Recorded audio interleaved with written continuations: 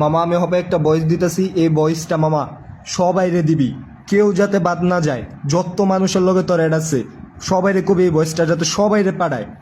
শেখ হাসিনা একটা জিনিস যদি খেয়াল করস মামা, খেয়াল করলে দেখবি শেখ হাসিনা কিন্তু জাতিসংঘের কাছে কইছে যে ওই আঙ্গরে রাজাকার কয় নাই, বা ওই আঙ্গ সুরক্ষার লিগা, ছাত্রদের সুরক্ষার লিগা ওই সেনাবাহিনী, বাংলাদেশের ভিতরে সেনাবাহিনী, র্যাব, বিজিবি এগুলো দিছে।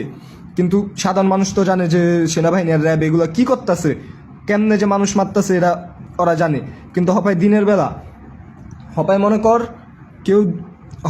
শেখ হাসিনা দেশের বাইরে যাওয়ানোর প্ল্যানিং করতেছে। ওই যদি একবার দেশের বাইরে যেতে পারে মামা, দেশে যদি গণহত্যাও হয় তাও এরা ওরে কেউ ধরতে পারবো না, কারণ ওই দেশের বাইরে। আর ওই র্যাব যে কয়টা খবর পাইছস যে ছাত্রলীগের একটা জিনিস কিন্তু জানোস, ছাত্রলীগের পোলাপাইন হপায় সবাই সামনে আইতেছে না, অল্প কয়েকজন আইছে, বাকি সবাই সব জায়গায় লুকায় রইছে।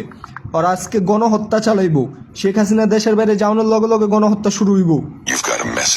সবাইরে জলদি সাবধান হইতে, শেখ হাসিনা যাতে কোনোভাবে দেশের বাইরে যেতে না পারে, জলদি।